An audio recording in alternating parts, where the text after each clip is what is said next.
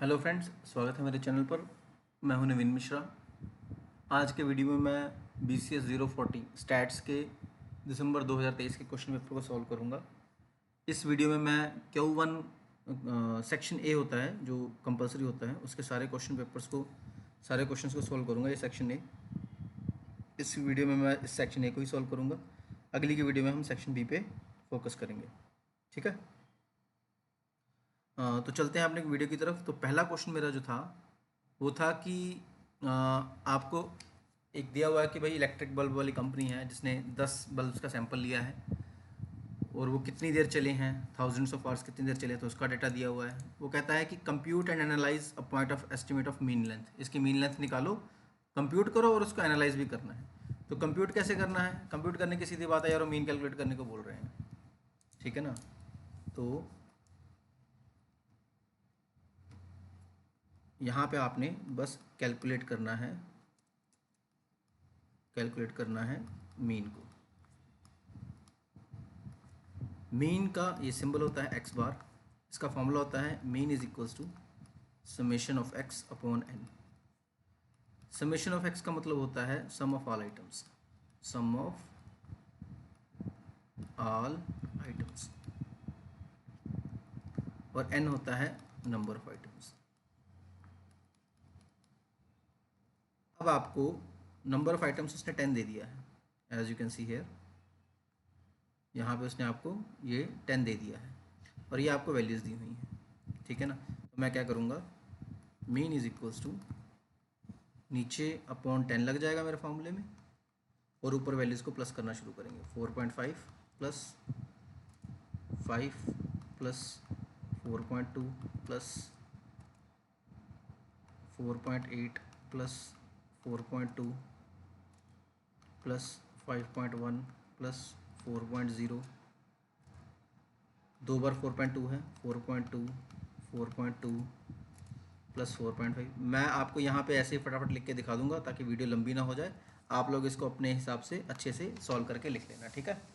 तो अब मैं इसको कैलकुलेट करने जा रहा हूँ।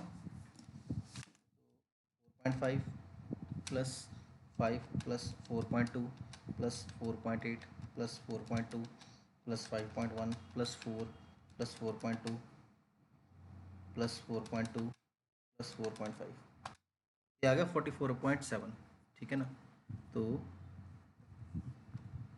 जो मेरा टोटल आया है वो आया है 44.7। अगर कैलकुलेशन मिस्टेक हो तो प्लीज़ आप उस अकॉर्डिंगली एडजस्ट हो जाना। तो ये आया मेरा 4.47, ठीक है ना। तो ये मेरा मीन निकल गया।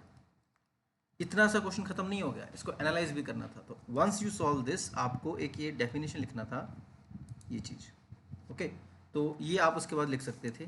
इसमें क्या लिखा हुआ है कि अब हम ये लिखते कि जो हमने सैम्पल मीन निकाला है ना वो है 4.47 थाउजेंड्स पर आवर। ये पॉपुलेशन मीन के एस्टिमेट के अकॉर्डिंगली है। तो इसके बेस पे हम ये अंदाज़ा लगा सकते हैं कि एवरेज लाइफ ऑफ बल्ब जो है वो 4.47 ही है, और इस बेस पे हम सप्लायर के प्रोडक्ट की क्वालिटी एस्टिमेट कर सकते हैं। तो ये आप डेफिनेशन में लिख सकते थे। उसके बाद एनालिसिस में, ये आपका एनालिसिस है, आप एनालिसिस के अंदर इस पार्ट को लिख सकते थे। कंप्यूट जो था वो यहाँ पे था, ये आपका कंप्यूट था, ठीक है जी। अगर आपको कंप्यूट करना है तो ये कंप्यूट है, और एनालाइज करना है तो एनालाइज है। तो इसी के साथ Q1 का फर्स्ट पार्ट सॉल्व हो गया। चलते हैं अगले पार्ट की तरफ। अगला पार्ट था थ्योरी, पैरामीट्रिक और नॉन पैरामीट्रिक टेस्ट होते क्या है। तो पैरामीट्रिक और नॉन पैरामीट्रिक टेस्ट का ये मैंने डिफरेंस लिख दिया है। मैंने 4 पॉइंट्स लिखे हैं, आप चाहते तो 2 भी लिख सकते थे क्योंकि 2 मार्क्स का क्वेश्चन है। तो पहली चीज़, इसमें पॉपुलेशन पैरामीटर पे हम अजम्पशंस लेके चलते हैं, ठीक है ना। इसमें क्या करते हैं, नॉन मेट्रिक इंडिपेंडेंट वेरिएबल्स पे इसको यूज़ किया जाता होता है। यहाँ पे आपको पॉपुलेशन पहले से पता होगी, यहाँ पे आपको पॉपुलेशन पहले से पता नहीं होगी। कोरिलेशन टेस्ट में पियर्सन का जो फॉर्मूला होता है वो पैरामीट्रिक टेस्ट में आएगा, और कोरिलेशन टेस्ट में जब तुम स्पेयरमैन का फॉर्मूला लगाते हो तो पैरामीट्रिक नॉन पैरामीट्रिक टेस्ट में आएगा। ये जब टेस्ट लगता है तो ये सिर्फ वेरिएबल्स पे लगता है, ये वाला टेस्ट वेरिएबल्स और एट्रीब्यूट्स पे भी लगता है। तो ये आप 2.2 नंबर का ये डिफरेंस लिख सकते थे पेपर में। मैं थोड़ा जल्दी में फास्ट करूँगा वीडियो को ताकि टाइम कम से कम लगे, ठीक है। अब चलते हैं हम अगले क्वेश्चन की तरफ। अगला क्वेश्चन था मेरा Q2। इसमें इंश्योरेंस कंपनी वाला क्वेश्चन है, ठीक है जी। इसमें बायस थ्योरम का क्वेश्चन है एक तरीके का। ये उसने बोला है कि an insurance company has insured, कहता 1000 ट्रक ड्राइवर्स, 3000 कार ड्राइवर्स और 6000 स्कूटर ड्राइवर्स को इन्होंने इंश्योर किया है। कहता प्रोबेबिलिटी ट्रक या कार या स्कूटर ड्राइवर के एक्सीडेंट होने की ये है 0.2, 0.04, 0.25। कहता इन किसी एक इंश्योर्ड पर्सन का एक्सीडेंट हो जाता है, उसकी प्रोबेबिलिटी क्या है कि वो कार ड्राइवर है। तो इसके लिए आपको क्या करना था, आपको बायस थ्योरम लगानी थी। ठीक है ना, तो फटाफट करते हैं क्वेश्चन की टू की तरफ। तो हमें क्या लगाना था, बायस थ्योरम लगानी थी, बायस थ्योरम। बायस थ्योरम का फॉर्मूला क्या है, P A upon B equals to P B upon A multiply by P A upon, पूरे के अपॉन है पी बी। ठीक है जी। अब हमने यहाँ पे ए जो है वो हमारे 3 दिए हुए हैं, हम A1, A2 और A3 तीन वैल्यूज़ लेंगे क्योंकि आपको 3 ड्राइवर्स दिए हैं ना। A1 जो होगा वो ट्रक ड्राइवर को रिप्रेजेंट करेगा, ट्रक ड्राइवर को। जो A2 होगा वो कार ड्राइवर को रिप्रेजेंट करेगा, और जो A3 होगा ये स्कूटर ड्राइवर को रिप्रेजेंट करेगा। हमें क्या करना है, कार ड्राइवर की प्रोबेबिलिटी निकालनी है, इसका मतलब हमें पी A2 अपॉन बी निकालना है, जैसे आपको बायस थ्योरम में दिया हुआ है। ठीक है ना, तो इसके लिए सबसे पहले हमें क्या करना पड़ेगा, कल अकेले अकेले की प्रोबेबिलिटी निकालनी पड़ेगी। तो इंडिविजुअल प्रोबेबिलिटी निकालते हैं, इंडिविजुअल प्रोबेबिलिटी। तो इंडिविजुअल प्रोबेबिलिटी कैसे निकालेंगे,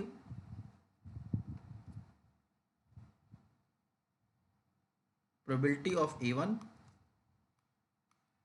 ऐसे ही A2 की, ऐसे ही A3 की। तो उसने क्या दिया है, देखो 1000 प्लस 3000 प्लस 6000, इसको टोटल कर लिया तो ये होगा 10000। तो ये अपॉन में चला जाएगा 10000। A1 है ट्रक का, तो ट्रक वाली वैल्यू ले ली जो है 1000। A2 है, A2 है 3000 कार ड्राइवर्स का, और अगले का है 6000। तो ये आपका आ जाएगा 0.1, ये आ जाएगा आपका 0.3, और ये आपका आ जाएगा 0.6। ठीक है जी।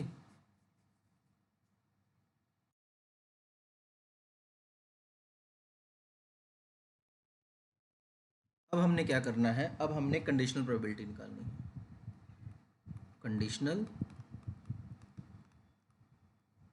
Probability.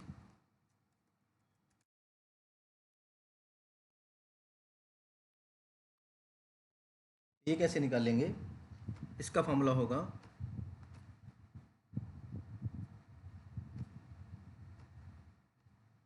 P B upon A1, P B upon A2 सबकी, पी बी अपॉन E3 तीनों की निकालेंगे। तो ये गिवन है मुझे ऑलरेडी 0.2, 0.4। तो 0.2 ये गिवन है, 0.04 ये गिवन है, और 0.25 ये गिवन है। तो ये कंडीशनल प्रोबेबिलिटी मेरी गिवन है। अब मैं ओवरऑल प्रोबेबिलिटी निकालने का एक फॉर्मूला लगाऊंगा। तो जैसे कि ये पी बी निकालना है ना, इस फॉर्मूले के लिए मुझे पी बी चाहिए, तो पी बी निकालने का मैं फॉर्मूला लिखूंगा। तो पी बी, प्रोबेबिलिटी बी निकालने का फॉर्मूला क्या है, P B upon A1, P A1 plus P B upon A2 multiply by P A2 plus P B upon A3 multiply by P A3। तो ये आपका फॉर्मूला होगा। अब आपने ये सारी वैल्यूज़ निकाल ली हैं, तो बस आप यहाँ पे लिखते जाइए। बी अपॉन A1 मैंने निकाला था 0.2, क्योंकि ये गिवन ही था। ये देखिए 0.2 गिवन ही था।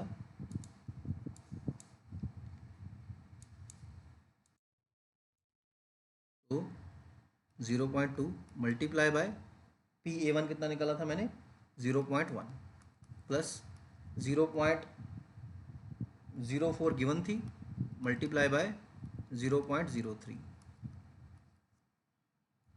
इसको ओनली 3 है 0.3 प्लस 0.25 मल्टीप्लाई बाय 0.6। तो आप इसको कैलकुलेट कर लेना, ठीक है जी। कैलकुलेट करके जो एस्टिमेशन आ रहा है मेरा वो आ रहा है 0.182। तो ये मेरा PB आ गया। अब उसके बाद मैं एक्चुअल का बेस थ्योरम का फॉर्मूला लगा सकता हूँ। वंस आई कैलकुलेट दिस, अब मैं पूरा फॉर्मूला लगाऊंगा एक्चुअल वैल्यू निकालने का। तो जो मैंने निकालना था PA2 अपॉन B। A2 क्या था, कार ड्राइवर्स को रिप्रेजेंट करता था, उसने कार ड्राइवर्स के लिए पूछा था। तो उसका फॉर्मूला क्या है, PB upon A2 multiply bye PA2 सारे के अपॉन PB। तो PB मैं निकाल के बैठा हूँ जो है 0.182 अपॉन ये वैल्यू PB अपॉन A2 मैंने कितनी निकाली थी 0.04, ये गिवन थी मुझे।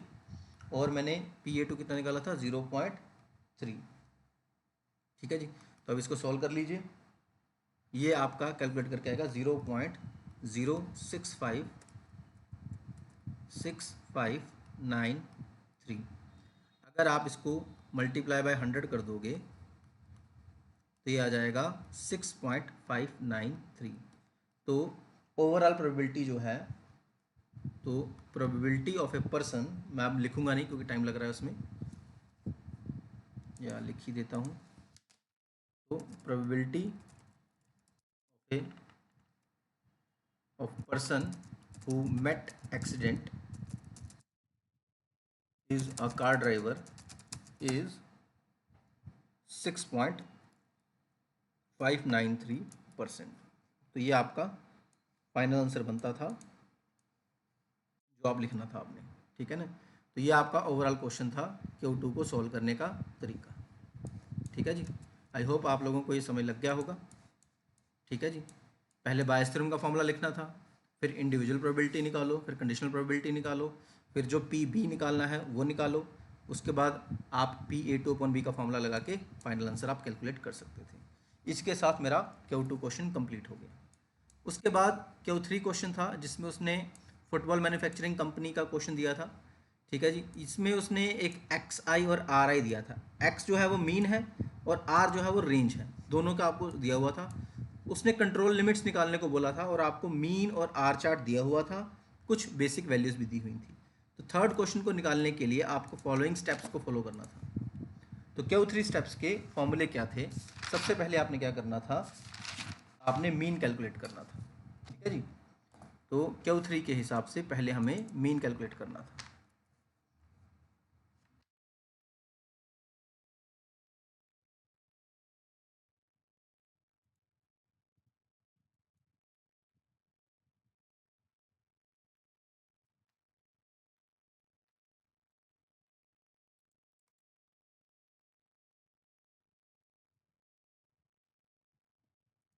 तो मीन कैसे कैलकुलेट करेंगे,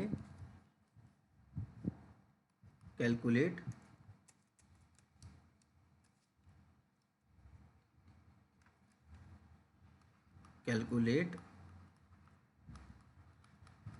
मीन। तो मीन निकालना था मैंने x बार। अभी मैंने पिछले क्वेश्चन में बताया x बार का फॉर्मूला आता था सिग्मा x अपॉन n, है ना। तो इस क्वेश्चन में आप ध्यान से देखो, आपको ये जब सिग्मा x दिया है तो सिग्मा x गिवन है 4010 और ये जो 25 लिखा है ये n है।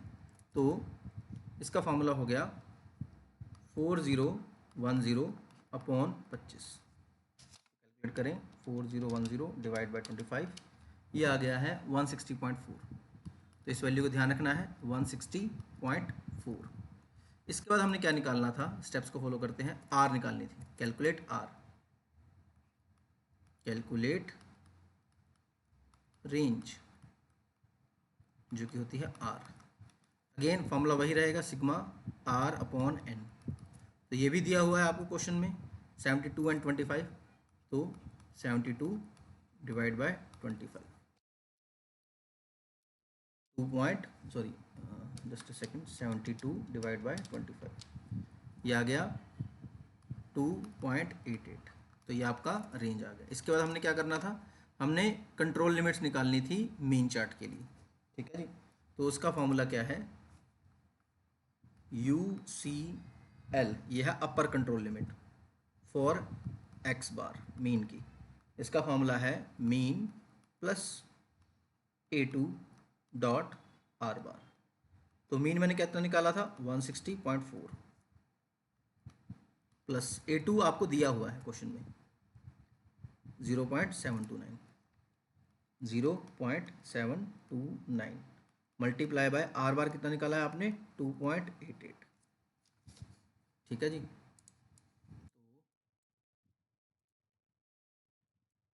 ये हो गया 160.4 प्लस 0.729 मल्टीप्लाई बाय 2.88, जो कि आ गया 2.099, 2.099। इसमें मैं प्लस कर दूंगा 160.4 को, तो ये आ गया 162.499। इसको साफ से लिख देता हूँ 162.499, ये आपका अपर लिमिट। अब आपने क्या निकालना था, LCL। LCL means lower control limit. तो लोअर कंट्रोल लिमिट का फॉर्मूला क्या है, LCL एक्स बार इक्वल्स एक्स बार, कुछ नहीं करना, बस यहाँ पे माइनस कर देना आपने A2 डॉट आर बार। तो ये वैल्यूज मैं निकाल ही चुका हूँ, 160.4 माइनस 0.729 मल्टीप्लाई बाय 2.88, तो ये आ गया 160.4 माइनस 2.099। तो 160.4 माइनस 2.099, ये आ गया 158.301, ठीक है जी। तो ये आपके UCL x यानी अपर कंट्रोल लिमिट x बार और लोअर कंट्रोल लिमिट r बार आ गया। अब क्या करना था, हमने compute the control limits for range. अब आपने रेंज चार्ट की वैल्यूज निकाल लेनी थी। तो उसका फॉर्मूला क्या था,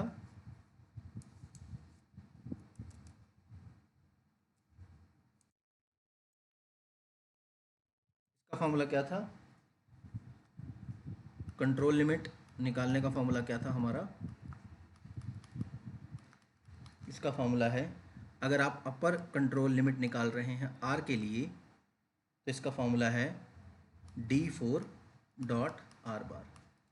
तो D4 भी इसने अगेन दिया हुआ है आपको क्वेश्चन में 2.282, 2.282, और आर बार मैंने कितना निकाला है,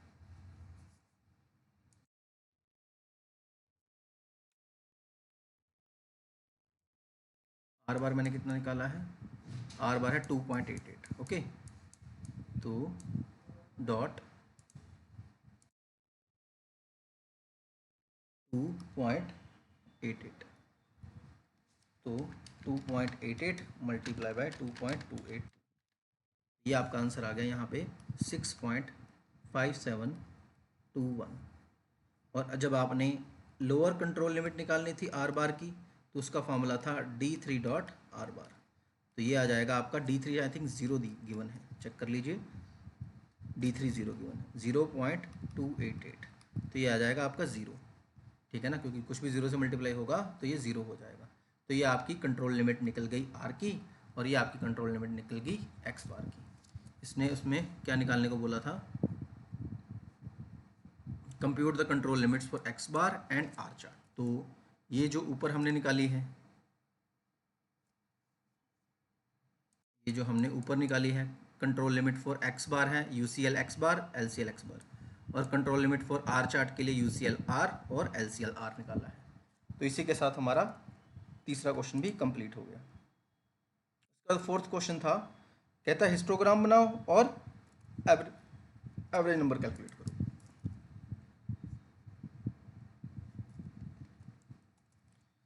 तो क्वेश्चन क्या था मेरा, मैं यहीं पे स्क्रीनशॉट ले जाता हूँ।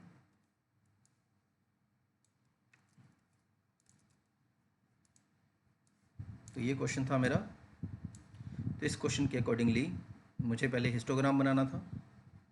तो हिस्टोग्राम में मैं क्या करता, जस्ट अ सेकेंड।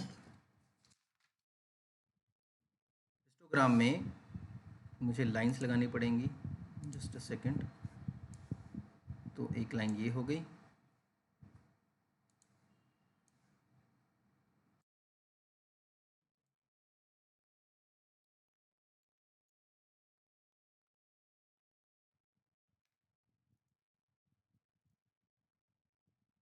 मेरे पास अब यही तरीका है एक लाइन लगाने का। तो आप सीधी लाइन लगा सकते थे, मैं अभी टेढ़ी लाइन लगा रहा हूँ क्योंकि हाथ से न लगा रहा हूँ। यहाँ पे आप अपने नंबर ऑफ़ वीक्स को लिखोगे, ठीक है ना। तो नंबर ऑफ़ वीक्स आपके कहाँ से कहाँ तक गए हैं, 22 तक गए हैं। तो आप 4-4 का गैप ले लो, या जैसे आपको सही लगे वैसे ले सकते हो। तो मैं 4 का गैप ले रहा हूँ, 4 के बाद 8 के बाद 12 के बाद 16, इसके बाद 20। आप इसको पेन पेपर से करना, अच्छे से गैप लेके करना तो सही रहेगा। 20। और यहाँ पे आपके जो नंबर ऑफ एक्सीडेंट थे, तो 0 से 5 एक, 5 से 10 दूसरा, 10 से 15 तीसरा, 15 टू 20 नीचे जा रहा हूँ, और 20 टू 25। तो 0 टू 5 गया है 8 पे, तो ये रहा आपका 8। ये आपका 0 टू 5 का हिस्टोग्राम हो गया। अगला गया है 22 पे, तो 22 आपका होगा ये वाला। तो ये आपकी 0 टू 5 टू 10 की, 5 टू 10 की दूसरी बार होगी। तीसरा था 10 का, तो 10 होगा आपका यहाँ पे, 10 टू 15 की ये वाली बार हो गई। 15 टू 20 गया है 8 पे, तो 8 गया है यहाँ पे, तो ये 15 टू 20 की हो जाएगी। फिर गया है 20 टू 25 की, जो है 2 की, तो 2 की इतनी सी दिखा देनी थी। तो ये आपका हिस्टोग्राम हो गया है। आप चाहो तो यहाँ से एक डॉटेड लाइन खींच सकते थे सेंटर को लेके जाती हुई, ठीक है ना। बाकी ज़रूरत नहीं थी, पर अगर आप चाहो तो इस तरीके से एक लाइन लेके जा सकते थे। ओके, तो ये आपका था हिस्टोग्राम। अब उसने एवरेज निकालने को बोला था, तो अब हम एवरेज निकालते हैं। एवरेज निकालने के लिए 0 से 5, 5 से 10, 10 से 15, 15 से 20 और 20 से 25 लाइन लगाई। नंबर ऑफ वीक्स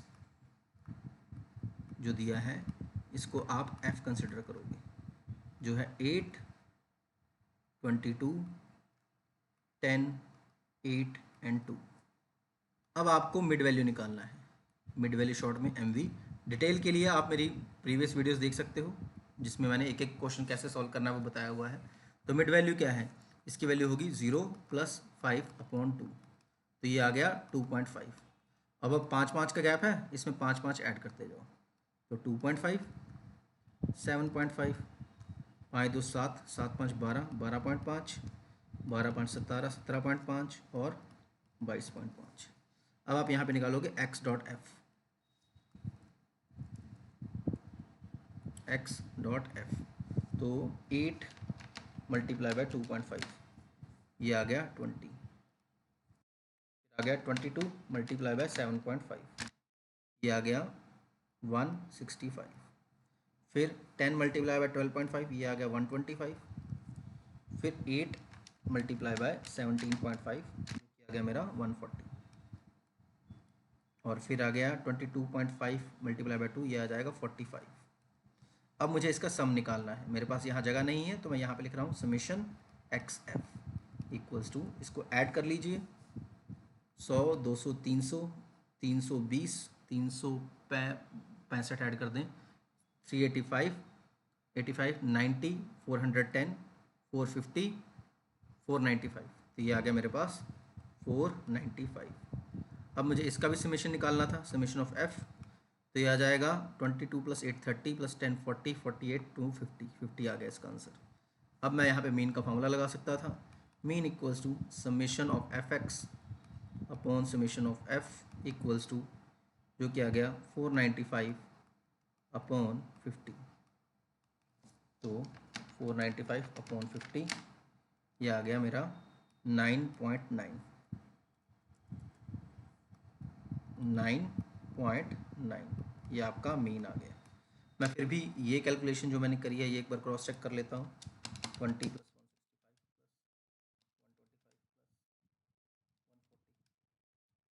125 यस 495 आ रही है। तो इसी के साथ आपका थर्ड क्वेश्चन कंप्लीट हो गया, ठीक है ना। अब चलते हैं हम, सॉरी फोर्थ क्वेश्चन था, फोर्थ क्वेश्चन कंप्लीट हो गया। अब चलते हैं हम फिफ्थ क्वेश्चन की तरफ। In order to test there is any significant difference between the proportion of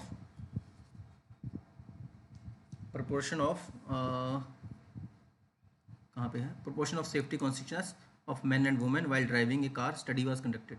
अब वो कह रहा है, कहता कि यानी बंदे भी गाड़ियाँ चलाते हैं और लड़कियाँ भी गाड़ियाँ चलाती हैं। इतने बंदों में से इतने बंदे सीट बेल्ट पहनते हैं और इतने बंदों में से इतनी लड़कियां सीट बेल्ट नहीं पहनती। तो क्या कोई सिग्निफिकेंस डिफरेंस है? Test the claim that there is no significance between the proportion of safety. तो इसमें जी टेस्ट निकालना था आपने, ठीक है ना। तो इस क्वेश्चन को कैसे निकालना था? तो इसके लिए मेरे को टू प्रपोर्शन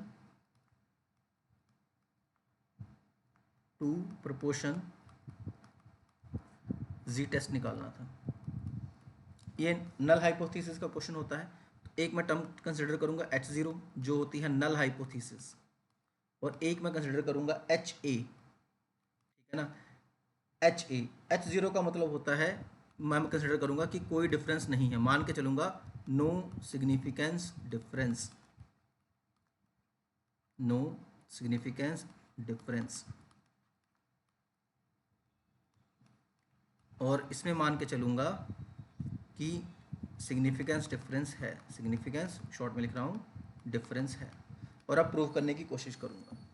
H0 का फॉर्मूला होता है, H0 में क्या करना है हमें, P1 = P2 होगा, और HA के केस में P1 ≠ P2 होगा, ठीक है ना।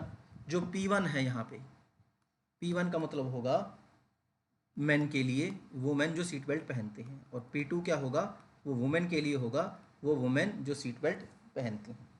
तो पहले हम क्या निकालेंगे, सैंपल प्रोपोर्शन, सैंपल प्रोपोर्शन, या हमेशा दिया हुआ है ये सैंपल प्रोपोर्शन। तो सैंपल प्रोपोर्शन क्या दिया हुआ है हमें, सैंपल प्रोपोर्शन ये हमें दिया हुआ है 130 और 300, 300 का डाटा था और उसमें से 130 है। तो ये आ जाएगा P1 = 130/300। इसकी कैलकुलेशन मैंने करी हुई है, जो आ रहा है 0.433, ठीक है जी। और ऐसे ही मैं P2 के लिए निकालूंगा, P2 मतलब वुमेंस के लिए निकालूंगा, जो मुझे दी हुई है 90/300। जब मैं इसको निकालूंगा तो ये आ रहा है 0.3, ठीक है जी। तो ये देखो 90 दी हुई है और 130 दी हुई है, ठीक है जी। तो ये हमारा आ गया सैंपल प्रोपोर्शन। अब हम आगे चलेंगे। सैंपल प्रोपोर्शन के बाद हमने क्या निकालना है, हमने निकालना है पूल्ड प्रोपोर्शन। हमने निकालना है पूल्ड प्रोपोर्शन। उसके लिए मैं क्या निकालूंगा, इसका एक फॉर्मूला होता है, like P1 = x1 + x2/n1 + n2। तो x1 होगा पहली टर्म्स के लिए जो है 90, और दूसरा है 130 अपॉन, ये दोनों ही 300 हैं, 300 n1 और 300 n2। मतलब लड़कियां भी 300 का सैंपल था और लड़कों का भी 300 का सैंपल था। 300 में से 90 लड़कियां बेल्ट पहनती थी और 130 लड़के बेल्ट पहनते थे, तो उसको एज इट इज लिख लिया। इसको सॉल्व किया तो ये आ गया 220 ओवरऑल निकाला है अपॉन 600, जो कि आया है 3.667। अब मुझे स्टैंडर्ड एरर निकालना है। वंस आई गॉट दिस, अब मुझे स्टैंडर्ड एरर निकालना है, जिसको हम शॉर्ट में S.E से डिनोट करेंगे। तो इसका फॉर्मूला है, फॉर्मूला क्या है, √P1 - P और 1 + n1 + 1/n2। तो पी है मेरा प्रोबेबिलिटी मेरी थी 1 है, पी हमेशा 1 होता है, पी हमेशा 1 होता है, तो 1 माइनस पी करूँगा, ठीक है ना। तो नहीं, पी मैंने निकाला है शायद अभी, ये 3.667 जो मैंने P1 निकाला है, ये वो कंसिडर होगा। तो 0.3667 मल्टीप्लाई बाय ये P था, 1 माइनस करूँगा तो 0.0633, ठीक है जी, मल्टीप्लाई बाय ये 1/N1 300 है और N2 भी 300 है, ठीक है जी, और इसको मैं रूट कर दूंगा, सारा एंड तक जाएगा।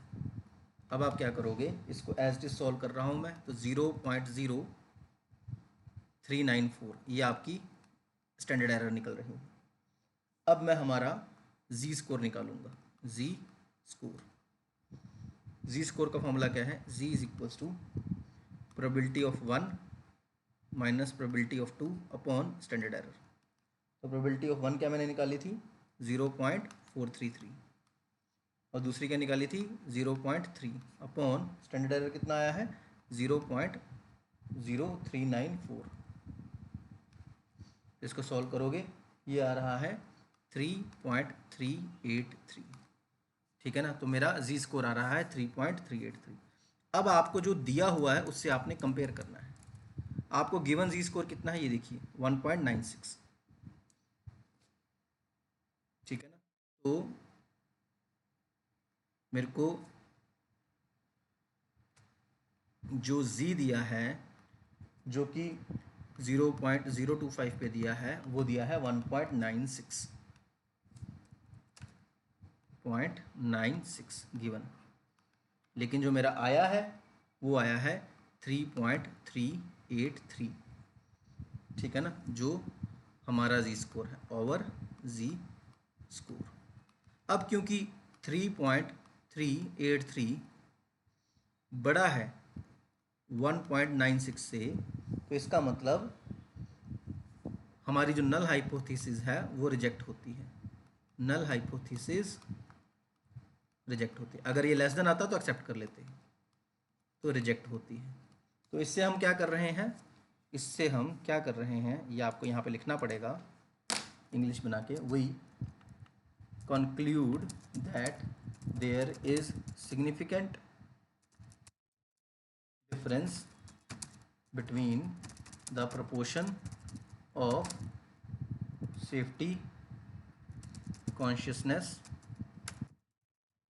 between men and women। ये आपको एक्सप्लेन करना था। इसी के साथ आपका ये पूरा क्वेश्चन कंप्लीट हो गया जो Q5 था, ठीक है जी। अब चलेंगे हम अगले क्वेश्चन की तरफ। अगला क्वेश्चन क्या है, 6th क्वेश्चन है, ठीक है जी। देखें जरा 6th क्वेश्चन कैसे करना है। 6th क्वेश्चन में भी जी टेस्ट ही है, वही वैल्यूज दी हुई हैं, आपको इसको सॉल्व करना था। तो इसका क्वेश्चन मैं शुरू कर रहा हूँ। मैं ये क्वेश्चन का भी स्क्रीनशॉट वहाँ पे ले जाऊँ ताकि मुझे करने में आसानी रहेगी, वैल्यूज़ लिखने में आसानी रहेगी। तो मैंने इसका स्क्रीनशॉट कट करके यहाँ पे पेस्ट कर लिया है। तो मुझे क्या करना है अब, फॉर्मूला क्या है, formula to obtain 99% significance confidence level, confidence level. तो इसका फॉर्मूला क्या है वो देखते हैं। इसका जो फॉर्मूला है वो कुछ इस तरीके का है, CI equals mean 1 minus mean 2 निकालेंगे पहले,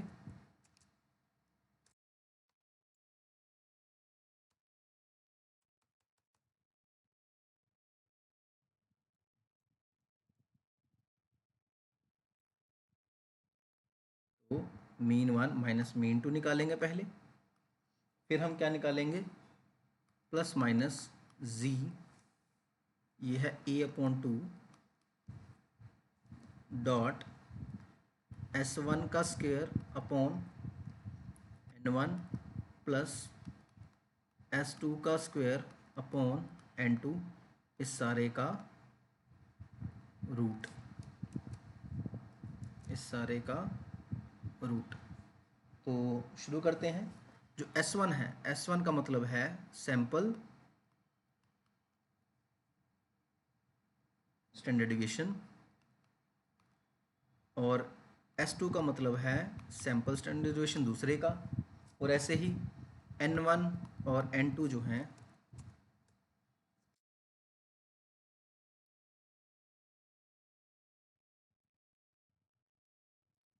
जो आपके N1 और N2 जो हैं वो आपके हैं सैंपल साइज, सैंपल साइज। तो अब शुरू करते हैं।